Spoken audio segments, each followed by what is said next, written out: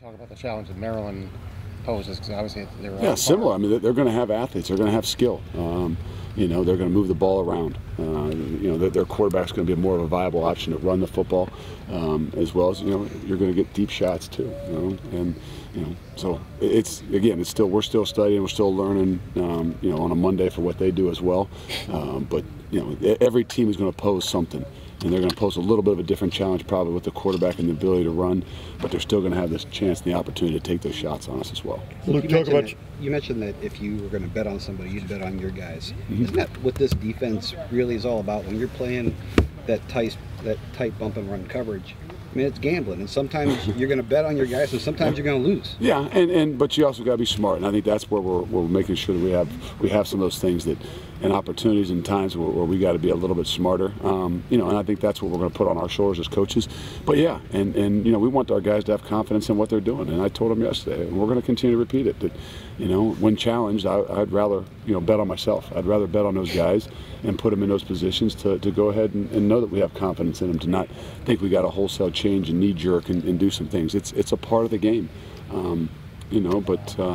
You know, it still doesn't mean that you can't, you know, you can't have some ability. As you can see, the 1 week we got off, you know, we're playing off at 8 yards and probably being a little bit softer and still give up a big shot. So we had some things that we could do, and there's some things we can do better, but we're still going to bet on ourselves. Luke, are the risks paying off in that the things that you most want to take away are for the most part being taken away? Yeah, I mean, they are. I mean, and our kids understand what they're doing, you know, and I think that the ultimate goal is, and the things that we maybe didn't do well enough last year, one of the big things was play better at the end of the year. And that's the sign of good coaching, that's a good sign of good teams, that's a good sign of a good unit.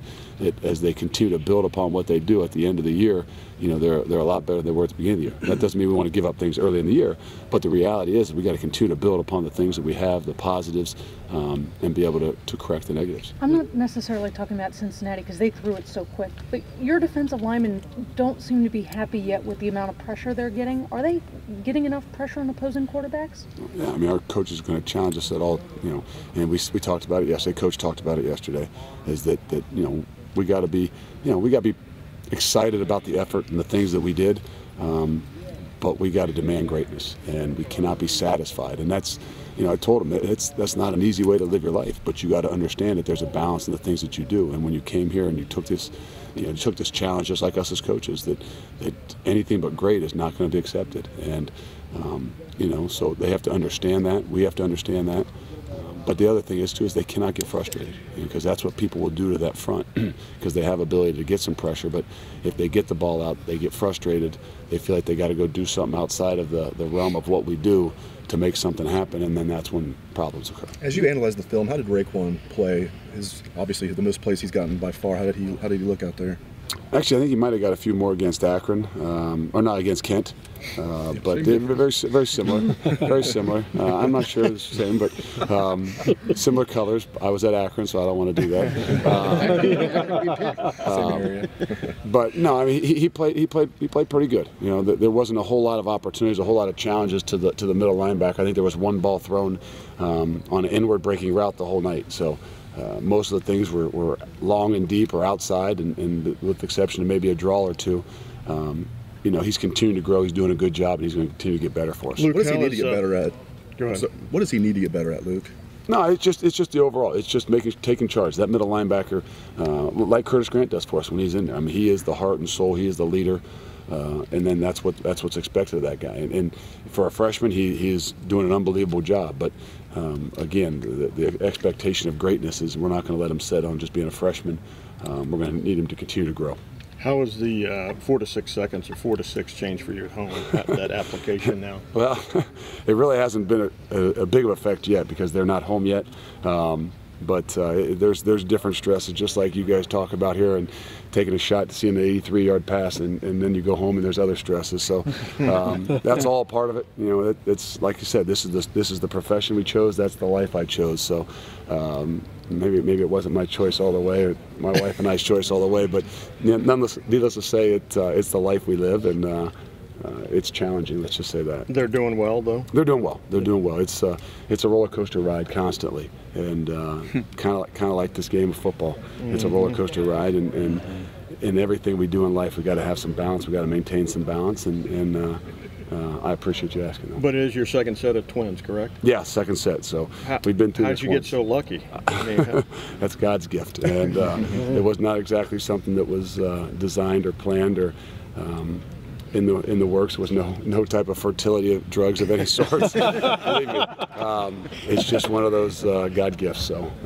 we'll accept it, take it, and love it, and move forward. Luke, speaking of twins, Curtis Grant started the other night. Raekwon played a lot and stuff. I'm just trying to get a segue there. They are like twins. They're a little further apart, but they act like it. I mean, they're best friends. Curtis picks him up every day. Takes him in the film room, does everything, makes him get. I mean, they're side by side. They're hip to hip. They look like my two guys. No, they don't look like my two guys. But my two guys are never apart. Those two guys aren't far apart either. So they got a great relationship. They know that they're going to have to split and share some of the reps, and at some point in time, someone's going to get a little more. And I think they're both happy for each other. Are you still going to go with the rotation you've got though with Curtis and then Raekwon? I mean, or does that in flux right now? Yeah. Or, I mean, just right like now, Raekwon had another pretty good game. Go He ahead. did, and we kind of went into the game, and I had communicated and talked with Curtis about, hey, if this becomes a passing game, Raekwon might play a little bit more, and that was just a situation that he had been maybe a little bit better out in space and in the coverage side of things, but the way the game went and the way it went, with Curtis probably not playing as much as maybe he should have, or we thought it was going to happen. It's just the way the game went. But both of them understand it. Both of them we've communicated very, very clear with them, and both of them respect each other and know that it's about the bigger the unit, the team, the defense in general. Can you describe Joey Bosa's motor, whatever you want to call it, what makes him go, and is he special in that regard? Sometimes, I mean, it looks like sometimes when he just puts his head down, he's going to get to the quarterback one way or the other. But what's he about, in your opinion? No, Joey's has got the ceiling's the sky's the limit for that guy with his abilities. And we're going to continue to put things upon his shoulders, and he is a very dominating force. He's tough. He's got the guy that's got the speed to be able to get the edge, but he's got the power to do some things inside. So it's an unbelievable combination. Haven't seen a whole lot of guys like it, but we're still going to expect him to continue to grow. I mean, Joey's got a lot of growth he can continue to do. He understands the culture of what we do. He goes hard. He's physical. He's all the things we ask him to do. Now we're going to ask him to continue to grow, to do the strive for greatness and not be satisfied with where you are. Are you getting enough of a pass rushing threat from the other side, though, opposite him so far? I mean, again, those are things we're going to continue to build upon. And when teams are going to get the ball out as quickly as they are, at times they're going to try to frustrate those guys. But we're still going to always continue to try to find a way to get the best 11 out there. Just in a general sense, you're entering Big Ten play. How happy are you with where the defense is?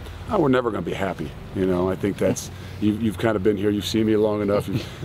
Whether it's from the time I played, from some of those guys to Jim Haycock having a big influence on that. And one of them guys is never satisfied, and that's kind of the way Coach pushes us too. Is that we're not satisfied. We like the progress. We like the guys we have. I love the units.